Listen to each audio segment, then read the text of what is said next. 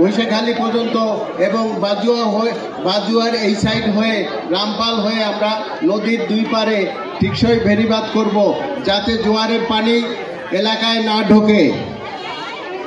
প্রত্যেকটা খাল নদী খননের ব্যবস্থা করব, জলদর উন্মুক্ত করে সৌন্দর্য ব্যবস্থা করব, মিষ্টি পানির ব্যবস্থা করব। মিষ্টি পানি কিভাবে ব্যবস্থা করব? বৈশাখালী চ্যানেলে যে বৈশাখালীর ওই পাশে সোনাখালী মনে হয়, ওই সোনাখালীর নদীর পানি মিষ্টি, ওইখান থেকে পাইপের মাধ্যমে আইনে উপজেলা লেভেল, পৌরসভা লেভেল, বন্দর কর্তৃপক্ষ সহ মিষ্টি পানি রিফাইনিং ব্যবস্থা করে এই সকল জায়গায় সাপ্লাইয়ের ব্যবস্থা করা। আমি এইটা আগে তালুকদার সাহেব ছিলেন, তালুকদারের কাছে আমি অনেক অনুরোধ করছিলাম যে মধুমতির পানিটা যখন খুদির বটতলায় তিলক ওই পর্যন্ত নিয়ে খুলনায় দিচ্ছিল, আমি অনুরোধ করছিলাম আমাকে একটা মাত্র পাইপ লাইন ওখান থেকে মোংলা পর্যন্ত এনে দেন, তাহলে আমাদের পানির কষ্টটা দূর হবে, কিন্তু উনি করেন নাই। তবে আমি বলতে চাই, আমরা যদি এই সরকার গঠন করি, সংসদের যদি সদস্য হই, তাহলে আমরা এই পরিকল্পনা এই এলাকার পানির ব্যবস্থা করব ইনশাল্লাহ। আমাদের এলাকায় চিকিৎসার ব্যবস্থা নাই, এই চিকিৎসার জন্য 250 শয্যা হসপিটালকে 250 শয্যা হসপিটাল করব, মা বোনদের জন্য আলাদা হসপিটাল করব, ডায়াবেটিস হসপিটাল আলাদা করব, এই ব্যায়ামাগার করব, বৃদ্ধদের জন্য বৃদ্ধ আশ্রম সহ বৃদ্ধদের জন্য হাঁটার জন্য, ব্যায়াম করার জন্য ব্যায়ামাগার করতে হবে। আমাদের ইতিমধ্যে দেখছেন ব্রিজ কাজ বন্ধ ছিল, আমি যখন আসছিলাম তখন আমি পরবর্তীতে আমাদের 5 তারিখে আমাদের একজন চেয়ারম্যান ছিলেন দলীয়, সেই চেয়ারম্যান আইসে আমাদের সাথে আলোচনা করে আমাদের রোডস অ্যান্ড হাইওয়েজের সাথে কথা বলে তারপরে এখানে ব্রিজের কাজ আবার শুরু হয়েছে। আমরা মনে হয় সদ্য ব্রিজের টেন্ডার হতে যাচ্ছে, বাজেট হতে যাচ্ছে। আমরা এখান থেকে ডাইরেক্ট ব্রিজ হলে দুই পাশে মিল কারখানা, আবার আরও অনেক মিল কারখানা, অর্থনৈতিক জোন হবে এবং মোংলাকে আধুনিকরণ করে এই পারেও মোংলার কাজকর্ম শুরু হবে ইনশাল্লাহ। আপনারা দেখতে পাচ্ছেন মোংলাতে ইতিমধ্যে ইপিজেডে 19,000 শ্রমিক আমাদের মা বোনরা কাজ করে।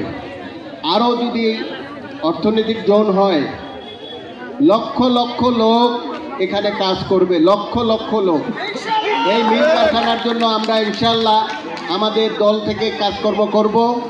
আমরা ঘরে ঘরে চাকরি দেওয়ার জন্য, কারিগরি প্রশিক্ষণ দেওয়ার জন্য আমরা বাংলাদেশ জাতীয়তাবাদী দল ইতিমধ্যে ঘোষণা দিছে। আমি এটা ব্যক্তিগতভাবে এই উদ্যোগ নিচ্ছি যে ঘরে ঘরে প্রশিক্ষণ দিব আমরা, যাতে করে একজন করে হলো প্রশিক্ষণ করে নিতে পারে, সে যে কোনো কারিগরি প্রশিক্ষণ করে সে যে কোনো জায়গায় চাকরি করতে পারে, বিদেশে হোক বাংলাদেশে হোক। আপনি যদি কাজ না শেখেন আপনার বেতন হবে কম এবং আপনাকে নিতে চাবে না। আপনার যখন বায়োডাটায় অভিজ্ঞতা দেখবে যে আপনি ইলেকট্রিক মিস্ত্রি, আপনি মোবাইল মিস্ত্রি, আপনি পাম্প মিস্ত্রি, আপনার রাজমিস্ত্রি, কাঠ মিস্ত্রি, বিভিন্নভাবে যেটা যে ধরনের আসে, তখন কম্পিউটার মিস্ত্রি। আপনারা দেখছেন পৌরসভায় মাস হাঁটু পর্যন্ত পানি ছিল, সেটাকে এখন ফুলের বাগান বানায় দিছি, মেরিন ড্রাইভ রোড করে দিছি, আপনারা সুইচ গেট করে দিছি, আপনারা শিশু পার্ক করে দিছি, শহীদ মিনার, স্বাধীনতা স্তম্ভ, ঈদগাহ করে দেওয়া হয়েছে। আমি যদি আসি বা আমার সরকার যদি আসে, তবে অবশ্যই প্রত্যেকটা গ্রামে, প্রত্যেকটা এলাকায় সৌন্দর্য ব্যবস্থা করব, যোগাযোগের ব্যবস্থা করব এবং প্রত্যেকটা মসজিদ, মন্দির, গির্জা উন্নয়নের ব্যবস্থা করে দেব। সবাই, আমি শেষ করছি, অনেক কথা ছিল, আপনাদের অনুরোধ থাকবে আপনারা দুয়ারে দুয়ারে, ঘরে ধানের শীষকে আমরা জয়যুক্ত করার জন্য সবাই সম্মিলিতভাবে কাজ করব, এই প্রত্যাশা আশাবাদ ব্যক্ত করে আমি আমার সংক্ষিপ্ত বক্তব্য শেষ করছি। সবার মেয়র হয়ে কি কাজ করেছে, কি উন্নয়ন করেছে,